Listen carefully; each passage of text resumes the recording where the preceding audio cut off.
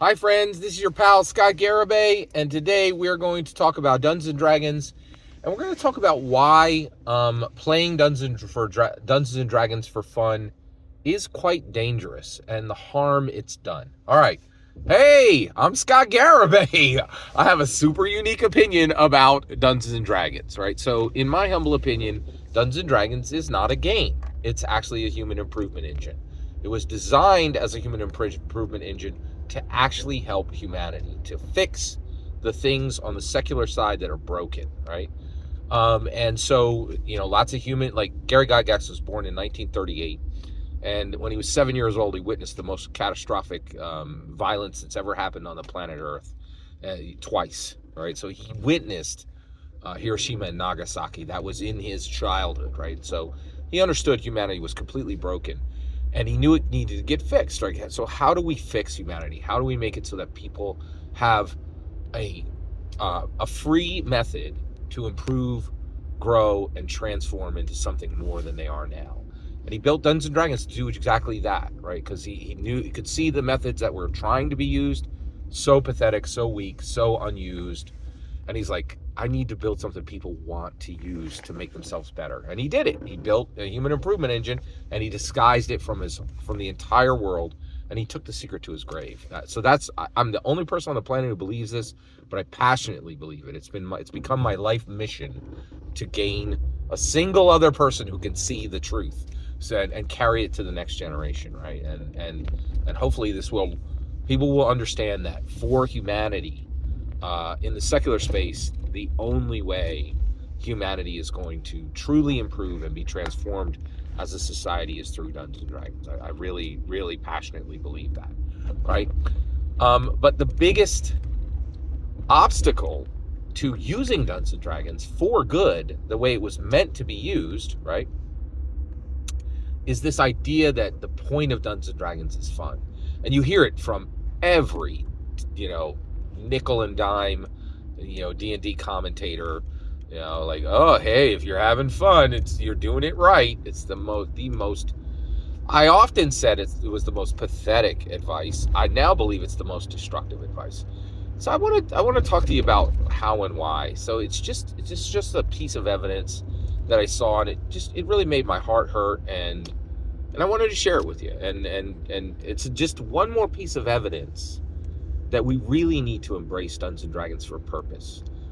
Using Dungeons and Dragons to improve ourselves at the table, improve everybody who's sitting next to us at the table, and then go out into the world and transform the world through what we learned by mastering the dungeon and beyond. Those are literally Gary's words, right? Okay. All right. So let's get all the way there. All right. And by the way, if you think, oh, Scott, what are you talking about? Dungeons and Dragons is a game.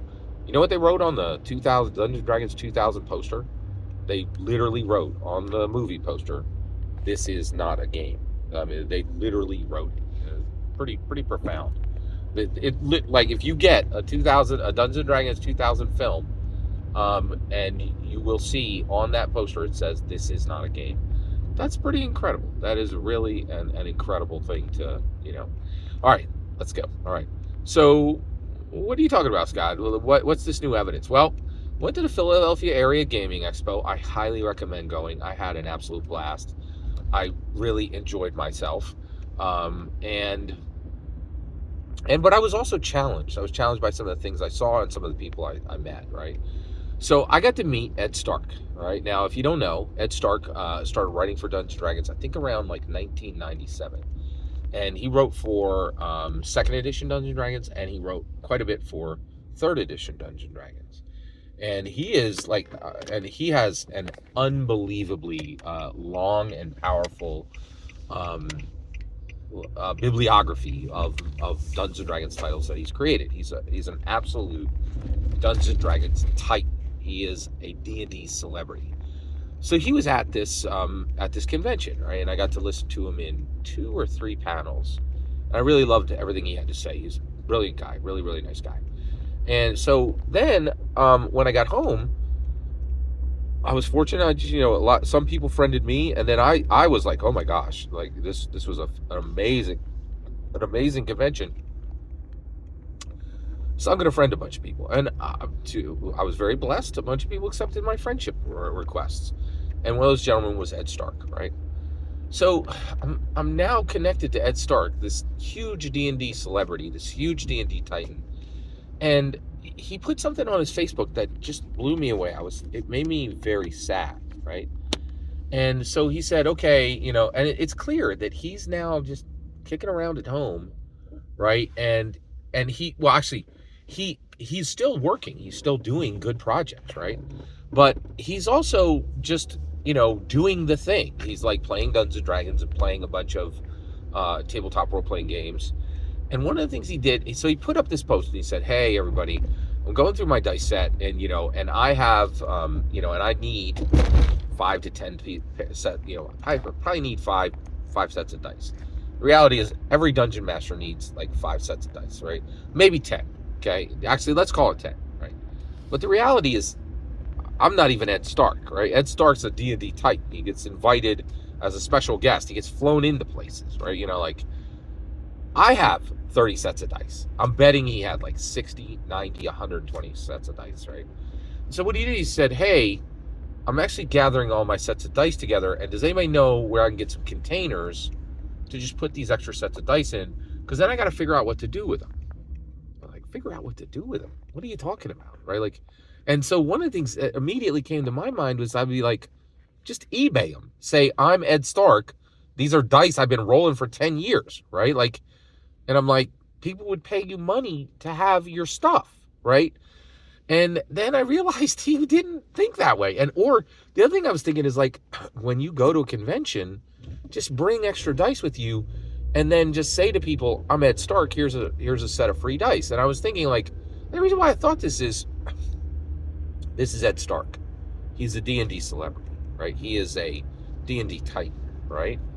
And if I had a pair of Ed Stark dice, they would be the dice I use, right? Like, the dice, right? Like, I would use them, I would roll with them I'd have like 5 sets of dice. Well, I have 5 sets of dice that are very important to me. One of them is, it's really funny. One of the sets of dice was given to me by someone I really love, right? And they're not even that good. They're not super bright. You can see them, but I like super bright, but I use them because they were given to me by this person, right? And it would be the same thing. If I got a set of dice that had been in Ed Stark's hands, they would be the number 1 set of dice I owned, right? Like, that's how important they would be to me. And then I realized he didn't even know what to do. He didn't know that he could go to conventions and hand these out as special gifts, right? Because he doesn't think he's special, right? And he couldn't, and he wouldn't think of selling them because he does not think of himself as a celebrity, right? Now, why is that? Why does Ed Stark not realize he's a very special man? He's an extremely important person in American history. He helped to build what changed narrative for all of humanity, right? Like, why doesn't Ed Stark believe that he should be able to give a set of dice to someone, and that should be their main set of dice for the rest of their lives? If he handed me a set of dice, they would be the set of dice I would use for the rest of my life, right? Like, Ed Stark rolled these, right? I'm touching them now. He touched them before. These are the dice, like for me, right? It would be so special, right? But he doesn't think of that. Why? I can tell you why. The destruction of Dungeons and Dragons is for fun. Sit down, swill some soda, eat some pretzels, cut another goblin in half. Nothing's happening here but fun. I'm a clown with a book. I'm a clown with weird-shaped math rocks. It's just a clown here. Nothing to see. Nothing important. Right?